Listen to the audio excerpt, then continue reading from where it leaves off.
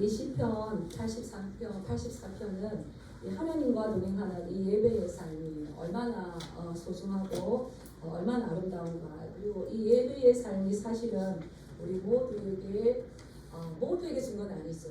그래서 하나님과 동행하고 예배하는 자의 삶은 어떤 면에서는 특권이라고 할 수 있습니다. 그래서 주님을 예배하고 주님을 만나고 주님과 동행하는 이 삶들.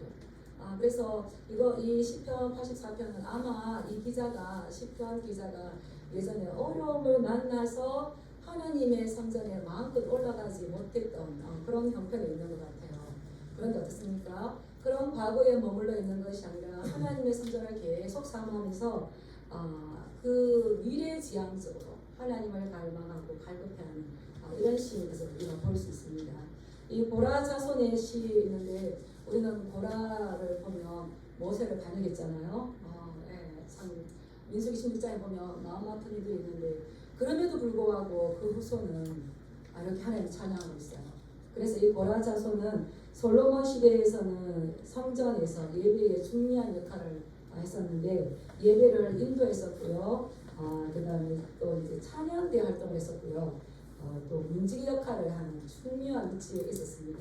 그렇기 때문에 이 예배에 대해서 너무나 잘 아는 사람이죠.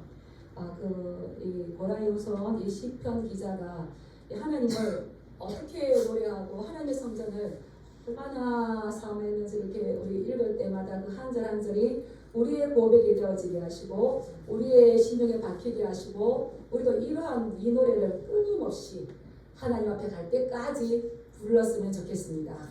그러하시길 주의 축복합니다. 우리 1절 한번 읽어볼까요? 시작. 만군의 여호와여 주의 장막이 어찌 그리 사랑스러운지요. 주의 장막이 어찌 그리 사랑스러운지 막 감탄을 했어요. 그래서 이 시편 기자가 세상에서 가장 좋고 가장 아름다운 곳, 그곳이 어디냐? 주의 장막.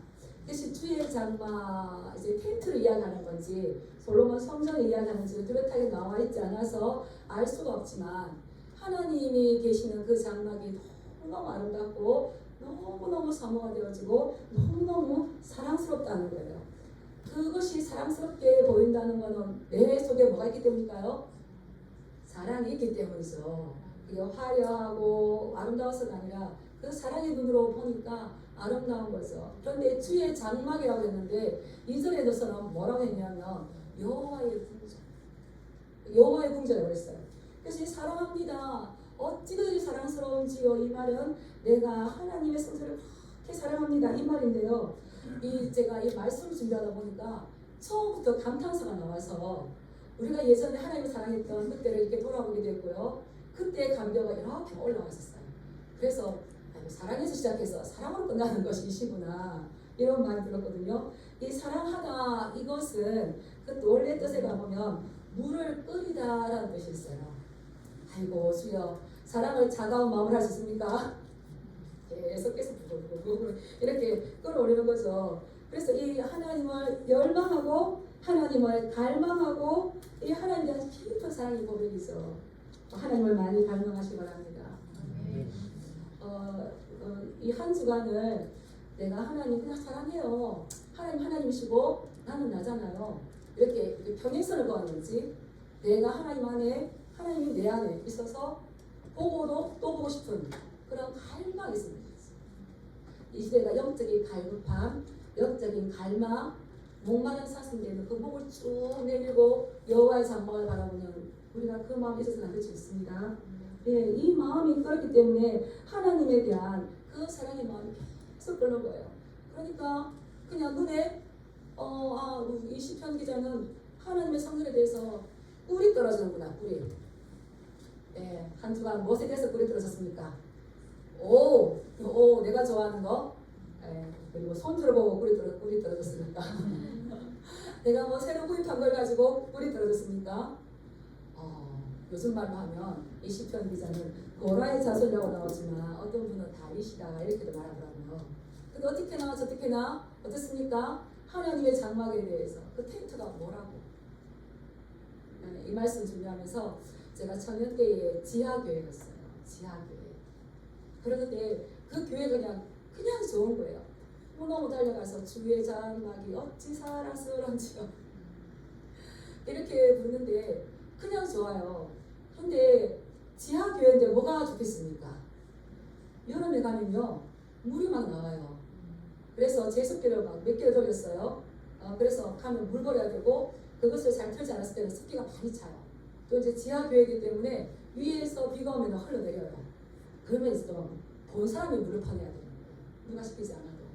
그게 왜 그것이 주의 장막이 사랑스럽고 왜 그 주의 장막을 여호와의 궁전에 그럴까요? 사랑하는 예수님 계십니다. 거기가 뭐가 잘 되고 시스템이 잘 돼 있고 어떤 건물이 잘 돼 있어서가 아니라 그냥 사모하는 사랑하는 예수님 계시기 때문에 그곳에 달려가서 그냥 머무는 거예요.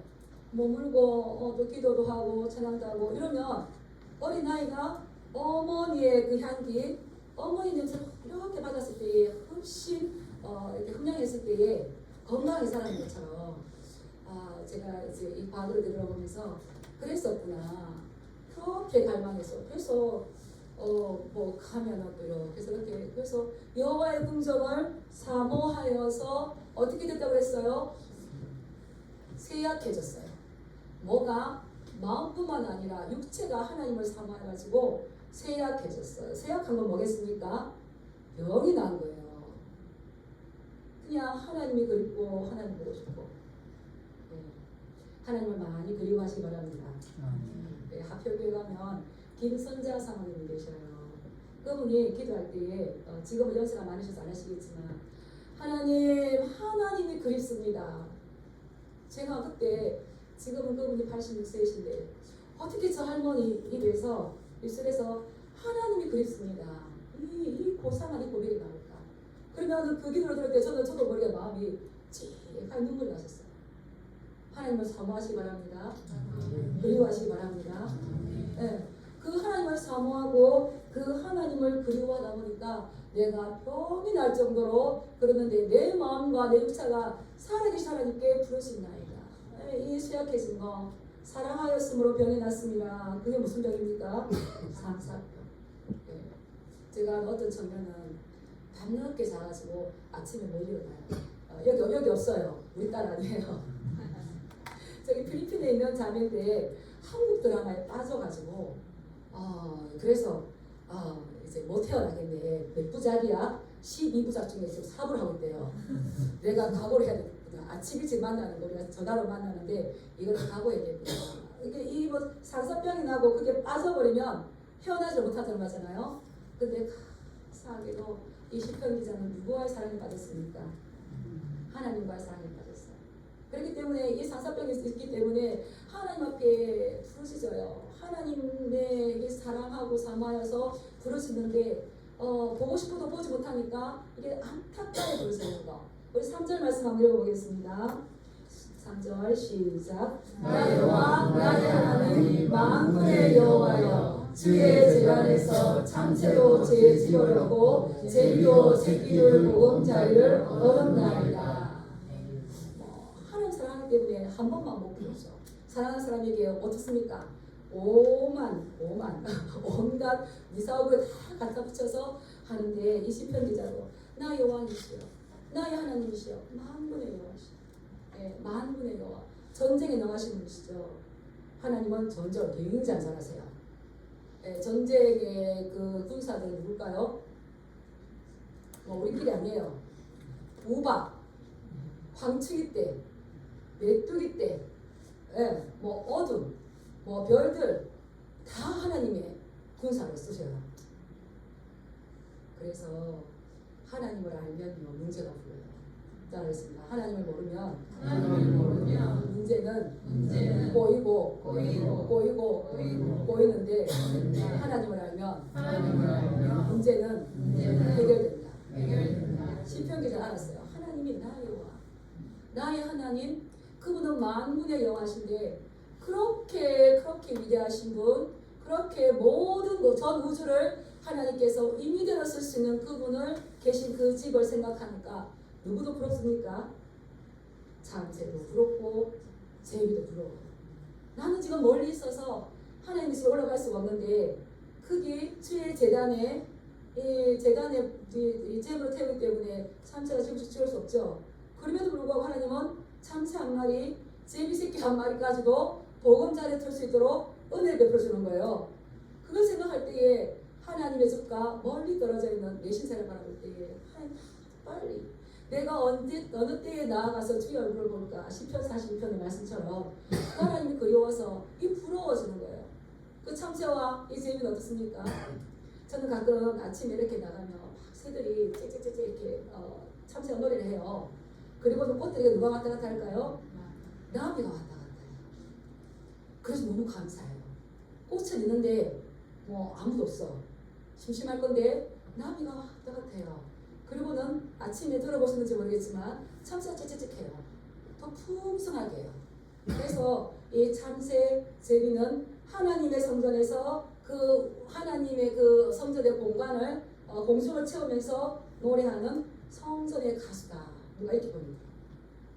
그렇게 아름다운 그 하나님의 성전을 생각할 때에 내 마음이 쇠약하여지고 내가 하나님을 부르짖습니다. 그러하게 같이 사는 그 제비와 참새가 부럽습니다. 그렇다면 난 어떻게 할 건가? 예, 우리 한번 저쪽 나가볼까요? 10절에 한번 가보겠습니다. 10절에 시작. 주의 궁정에서의 한날이 다른 곳에서의 첫날보다 나은즉 아인의 장막에 사는 것보다 내 하나님의 성전 문지기로 있는 것이 좋사오니. 이제 그냥 그 여호와의 궁정, 주의 궁정이에요. 얼마나 그곳이 좋은지 그곳의 한 날을 다른 날의 첫날과 비교해봐요. 숫자적으로는 엄청난 대조가 있는 거죠. 그리고 내가 그 한 날을 산다 할지라도 거기에서 무엇으로 있는 것까지 좋습니까? 성전의 움직임까지. 이게 아버지의 집을 바라보는, 정확하게 바라보는 그 신앙의 태도인 거죠. 누가복음 15장에 보면 우리가 잘 알듯이 어떤 사람에게 두 아들이 있습니다. 두 아들이 있는데 그 둘째 아들이 아버지 나에게 돌아올 재산 중에서 내 몫을 주세요. 이렇게 이제 이야기했죠. 그러니까 그 아버지가 그 아들에게 돌아가야 될 그 재물을 다 주지 않습니까? 며칠로 얼마 못 가서 이 아들이 그 재산을 다 팔아서 아버지가 찾아올 수 없는 먼 나라로 가버렸어요. 얼마나 좋습니까? 난 젊었지, 재물도 있지, 시간도 있지, 한습하는 사람도 없지. 근데 시간이 지나니까 점점점 재산이 낭비되어지고 없어지는 거예요. 거기다가 이제 그 지역에 큰 흉년까지 왔는데 비로소 궁핍하여집니다. 네, 궁핍하여지면 어느 때가 됐습니까? 따라했습니다. 하나님께 돌아올 때가 됐다. 여기 계시는 건 복이에요. 우리가 풍족하고 풍족하면 그 유지하다가 하나님 앞에 못 가. 그런데 우리 마음을 가난하게 했든지 어떻게 했든지 이걸 통해서 하나님이 찾으시고 부르시고 아버지 집에 보인다는 거죠. 그때 그 아들이 뭐라고 그러냐면 내 아버지 집에는 풍족한 풍분이 얼마나 많은가. 나는 여기서 추려주는구나. 여기서 먹으려도 먹을 게 없지만 대신 지역 열매도 주는 사람이 없어요. 그때야 비로소 아버지 집을 바라보니까 나는 아들이지만 이렇게 아버지 집을 나왔을 때에 이렇게 좀 굶어서 죽게 생겼는데 내 아버지 집에는 풍족한 풍분이 너무 많은 거예요. 그래서 어떤 마음으로 돌아갑니까? 내가 아들이라고 하는 것이 아니라 품꾼의 하나로, 품꾼의 하나로 그렇게 돌아갔을 때에 이 아버지가 새 옷을 입히고 신발을 신기고 가락지를 끼우고 송아지를 잡아서 잔치하지 않습니까? 그 집에 가서 내가 이 시편 기자가 하나님의 성전에 문지기로 있는 것이 좋은 것처럼 아버지 집에 돌아가서 그 품꾼의 하나로 있는 것처럼 좋은 것처럼 또 누가복음 보면 열심히 일을 했는데 그 종이 뭐라 그럽니까? 무익한 종이어서 마땅히 아니었습니다. 이만큼 우리가 알아주지 않는다 할지라도 인정해주지 않는다 할지라도 하나님의 집 이렇게 귀한 것. 제가 이 책을 이렇게 읽다 보니까 내가 어디 읽었지 그걸 잘 몰라서 이제 못 찾아오긴 했는데 이제 중세 시대 때에 굉장히 영성이 깊고 이 탁월하게 영향력을 끼치는 우리가 잘 아는 분이에요. 그런 분이 있었는데 그분이 부부가 같이 열심히 하나님 사역을 하다가 아내가 먼저 이제 소천해버렸어요. 그래서 이 남편 목사님은 굉장히 큰 상심이 됐어요. 그래서 이 아내를 이제 놓고 이제 베드로처럼 다윗을 위해서 기도했던 베드로처럼 기도를 했어요. 기도를 하니까 아내가 살아났어요. 얼마나 반가웠겠습니까? 그런데 아내는 일어나서 남편을 탁 치면서 내가 지금 예수님과 너무 좋은 곳에 있는데 왜 나를 불렀어? 나 다시 갈 거야. 그런데 난 당신 없으면 못 살아. 절대 이런 이야기가 실화로 나와요. 실화로. 그래서 살아나서 좋은 게 아니라 내가 지금 하나님 나라에서 예수님과 너무너무 한 번 맛보면 그 사랑에 빠지는 줄 믿습니다. 모르기 때문에 못하는 거예요. 그래서 그렇게 한다면 그 성전의 문지기, 이 하나님의 궁전, 주의 장막은 무엇을 예표합니까? 우리가 마지막 날에 만날 그 하나님 새하늘 가서 이 땅을 예표하지 않습니까? 거기에 있는 것이 악인, 우리는 뭐 악인이라고 말하지만 얼마나 세상에 잘 나가는 사람이 있어요. 그러한 사람들과 함께 사는 것보다 성전의 문지기, 이 문지기라는 것을 이제 이렇게 원어로 들어가 보면 성전 문에 걸터 앉은 거지가 되겠습니까? 좀 귀중한 분들에게 초대받은 손님이 되고 싶습니까? 나중에는 모르는 거예요. 그 부자와 나사로 중에서 나사로는 대문 밖에 있었어요. 근데 천국으로 누가 갔습니까? 네, 나사로 갔어요. 그래서는 진정으로 하나님을 사랑하고 아버지를 사랑하면 내가 그분 안에서 뭘 하고 뭘 안 하고가 중요한 게 아니라 이분이 어떤 분인가를 다 아는 거죠. 그래서 하나님과 함께하는 그것이 우리의 가장 큰 기쁨이고 가장 큰 위로고 그분만이 우리의 가장 큰 상급인 줄 믿습니다. 이것이 우리의 가장 큰 축복인 줄 믿습니다. 예, 이것을 이제 그 유진 피터슨 목사님이 이제 메시지 성경을 제가 한번 가봤어요. 그런데 뭐라고 했냐면 주님의 집 이 아름다운 예배 처소에서 보내는 하루가 그리스 해변에서 보내는 첫날보다 낫습니다. 에게 이렇게 소아시아에 얼마나 그 아름다운 해변가로 가라고 티켓을 주면 거기 가겠습니까? 천국 티켓을 붙잡으시겠습니까? 예. 그리고 뭐랬냐면 내가 죄의 궁궐에서 손님으로 초대받느니 차라리 내 하나님의 집 바닥을 닦겠습니다. 내가 하나님의 집 바닥을 닦는데 왜 닦어? 나는 그런 사람이 아니야. 그러면서 그 궁궐에 손님으로 초대받았을 때 거기 가겠습니까? 어느 누구도 어느 무엇으로도 이것을 바꿀 수가 없다는 거죠. 예. 그리고 시편 27편 4절에 보면 다윗은 이렇게 고백했어요. 내가 여호와께 바라는 한 가지 일 그것을 구하리니 곧 내가 내 평생에 여호와의 집에 살면서 여호와의 아름다움을 바라보며 그의 성전에서 그분을 사모하는 것이다. 하나님을 많이 아시기 축복합니다. 네, 성경을 많이 읽으시기 축복합니다. 그분의 사랑이 나를 향해서 어떻게 하고 있는지 아시기 바랍니다. 따라하겠습니다. 하나님을 알면 문제가 풀리고 하나님을 모르면 문제를 엮인다. 알기 때문에 이 땅에 잠시 이것을 누리는 것이 아니라 내 평생을 우리가 부모가 자녀들에게 뭐라 기도합니까? 하나님 이 자리에 일평생 제발 드리면 이렇게 기도하지 않습니까? 그런데 나는 지사 선택하면 안 되겠죠. 나의 평생에 여호와의 집에 살면서 여호와의 아름다우심. 우리 하나님은 가장 아름다우신 분이 좀 있습니다. 우리 예수는 아름다우신 분이에요. 그래서 우리 바울은 그분을 아는 것이 가장 고상한 지식이잖아요. 네, 그리고 시편 141편 3절에 다윗은 뭐라고 했냐면요. 내 마음이 죄악을 행하는 자와 함께 악을 행하지 말게 하시며 그들의 진수성찬을 먹지 말게 하옵소서. 네. 지금 이 시대에는 교회를 떠나고 하나님을 떠나고 신앙을 하찮게 여기는 것은 뭐냐? 그거는 유혹을 생각해요. 지금 고난 때문에 하나님 떠난 사람 그렇게 많지 않아요. 아직까지는 우리 대한민국에 종교의 자유가 있어요. 근데 왜 떠나고 왜 마음이 허전하고 왜 다른 데를 봅니까? 그것은 그 진수성찬, 제2의 궁궐에 손님으로 초대되고 가는 거죠. 가면 큰일 납니다. 가지 마시기 바랍니다. 진수성찬을 먹지 마시기 바랍니다. 함께 먹었다가는 오입니다. 엮입니다. 잘 하셔야 돼요. 그래서 나는 그 진수성찬을 먹지 말게 하옵소서. 그러고는 이 부의 개념을, 복의 개념을 새롭게 정립을 해줘요. 우리 4절 말씀 한번 읽어보겠습니다. 4절 시작. 주의 집에 사는 자는 복이 있나니 그들이 항상 주를 찬송하리이다. 누가 복이 있다고 시편 기자는 정의했습니까? 주의 집에 사는 자. 예, 주의 집에 사는 자들이 복이 있습니다.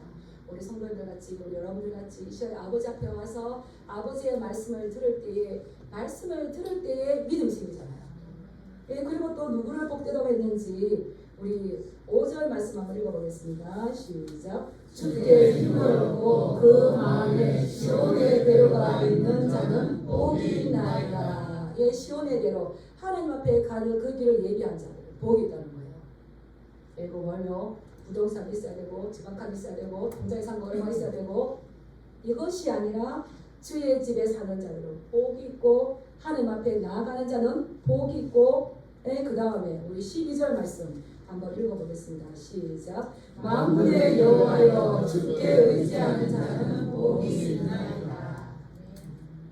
네, 세우는교회 우리 성도님들 여기까지 올 때 핸들 하나님 붙잡아 주세요. 안전하게 찾아갈 수 있도록 도와주세요. 찬양하고 오셨습니까? 복이 있는 줄 믿습니다. 네, 다른 게 복이 아니에요. 그래서 시편 73편 27절에는 27절, 28절 보면 제가 간단하게만 가져왔습니다. 무릇 주를 멀리하는 자는 망하리라. 내 마음이 지금 내 중심에 누가 있는지 내가 그가 내 안에 내가 그 안에 이 구역 안에서 내가 어떻게 있는지 주를 멀리하는 자는 어떻다고요? 망하리라. 네, 그런데 하나님을 가까이 함이 내게 복이라. 하나님 사랑하십니까? 하나님의 영적 대들 안에 있습니까? 그분 안에 있습니까? 이게 우리 복인 거예요. 세상의 복의 개념과 다릅니다. 우리는 내가 생각하는 복 이것이 무엇인가를 다르게 생각하셔야 돼요. 네, 그래서 내가 주의 집에 사는 자들이 부럽기 때문에 그 참새 제비까지도 부럽고 또 주께 힘을 얻고 주님의 손으로 나아가는 자들이 복이 있습니다. 그래서 5절부터 7절까지는 하나님의 성전을 사모하는 자들에게 어떤 복을 주시는지를 이렇게 말씀하셨어요.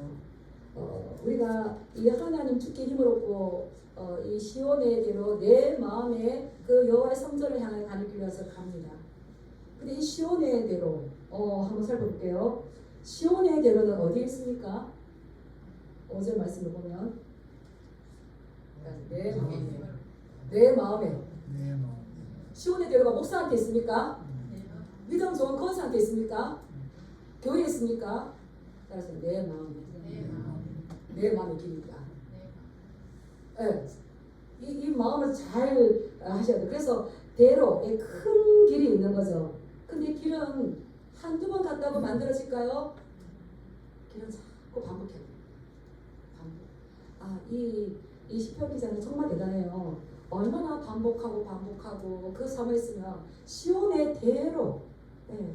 그래서 죄인의 길은 잘못하면 안 돼요. 길을 잘 만드시기 축복합니다. 제가 요 앞에 하단에 있는데 거기도 이 작은 마당에도 지름길이 있어요. 둘러서 목양실에 가느냐, 이렇게 새길로 가느냐. 제가 몇 번 다녔어요. 잔디가 다 들어누웠어요. 깜짝 놀랐어요. 어머, 여기도 길이 나네. 그건 누구 잘못일까요? 저죠. 그래서 나만 안 다니면 여기에 길이 안 생기겠구나. 그래서 사단해가지고 이렇게 막았어요. 그래도 우리 집사님도 치워보시더라고요. 그런데 내가 어떤 길을 내느냐에 따라서 우리가 위급하고 당황스러울 때 어떻게 합니까? 가버리는 거죠. 네. 그런데 중요한 건 이 좁은 길이 아니라 대로를 내놓으면 하나님께서 위로하실 때 어떤 길로 오실까요? 우리 마음에 있는 시온의 길을 따라서 오실 줄 믿습니다. 네, 그가 내 안에 내가 저 있는 거잖아요. 그래서 우리는 신앙의 습관, 이 반복적인 거 너무 중요합니다. 우리 예수님은 마가복음 1장에 보면 습관을 쫓아서 아직 새벽 2명에 기도하러 가셨어요. 기도하러 가시고 그 자리에서 붙잡힌다 할지라도 뭐하러 가셨습니까? 기도하러 가셨어요. 그렇기 때문에 하나님께서 이 땅에 보내신 그 사역을 완수할 수 있었어요. 좋은 습관 만드실 주님을 축복합니다. 예, 사도행전 3장에 보면 베드로와 요한이 제9시 기도 시간에 성전에 올라가는 길에 안전벨을 이렇게 했어요. 제9시 기도 시간에 기도 시간 되면 어디로 가는 겁니까? 기도하러 가는 거죠. 우리의 습관, 우리가 생각하는 거와 우리의 습관이 달라요. 위급할 때는 생각이 앞습니까? 본능성이 앞습니까? 그 습관. 그래서 따라하겠습니다. 반복은 힘이다. 예, 죽게 힘을 얻고 그 마음에 시온의 대로가 있는데 우리가 이 성전에 올 수 있는 것도 사실은 하나님께서 함께 주셔야 돼요. 이 마지막 때에는 청함받은 자가 많다고 했어요. 택함받은 자가 적어요. 청함만 받아서 왔다 갔다 할 것이 아니라 하나님께서 허를 건드려도 힘 주셨을 때에 언제나 택함받은 자가 돼서 하나님의 길로, 말씀의 길로 자꾸 그 말씀의 정도를 걸어가시길 축복합니다. 예, 이러한 사람은 하나님께 사랑받는 자인데 그에게 하나님께서 힘을 주셔서 그 시온의 대로를 따라서 하나님의 성전에 올라갈 힘이 있다는 거죠.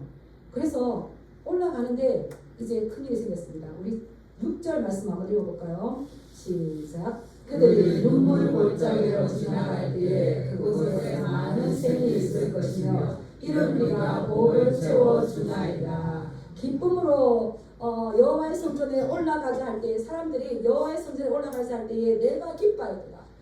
올라가자. 시편 기자가 노래했던 것처럼 갑니다.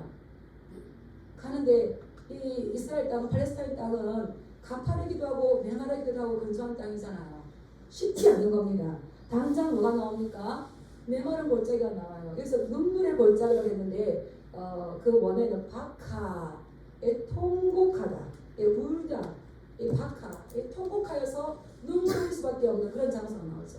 에카, 이게 에레미야, 탄식의 그러한 이 장소가 나오는 겁니다. 그래서 가다 보니까 이제 물도 떨어졌어요.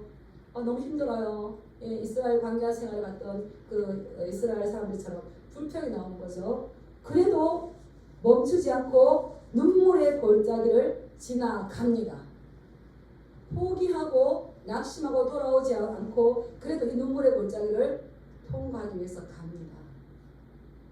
살다 보면 우리가 신앙생활 하지만 만만치 않습니다. 앞으로 더 만만치 않을 겁니다. 그래서 우리 앞으로의 신앙생활은 이 눈물의 골짜기를 통과했느냐 통과하지 않았느냐 한 번만 통과하면 될 건데 시험은 계속 있어요. 아브라함은 몇 세까지 시험을 받았을까요? 100세까지. 눈물의 골짜기를 그래도 가셔야 됩니다. 따라했습니다. 그래도 이 길을 가시렵니다. 가시렵니까? 살짝 미소로 대답하신 분이 있는데 하나님 가기를 원합니다. 왜냐하면 이 길을 통과해야만 성전에 갈 수 있는데 이 길을 통과해야만 하나님을 만날 수가 있는데 이 길을 통과해야만 우리는 가나안 땅에 들어갈 수가 있는 거예요. 예, 가나안 땅에 갈 때요. 요단 동편에 아주 좋은 땅이 나왔어요. 르우벤, 므낫세 반지 다 같이 판 어떻게 합니까? 여기가 좋사오니 우리 가축을 위해서 우리 아이들을 위해서 이 땅 주세요. 이 땅 주세요. 때렸어요.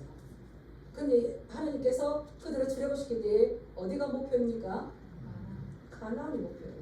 가다가 보면 좋은 데가 나오면 내 목표가 거긴지 여긴지 분간을 못하고 여기서 살아버려요. 그러면 어떻습니까? 하나님을 만나지를 못하는 거죠. 우리는 기쁨과 설렘을 가지고 출발했지만 이 어려움이 올 때에 그래도 하나님의 성전으로 올라가는 이 길을 포기하지 않고 나아갈 때에 하나님께서 그곳에 놀라운 일을 보이시죠. 어떤 일이 있습니까? 많은 샘이 있을 것입니다.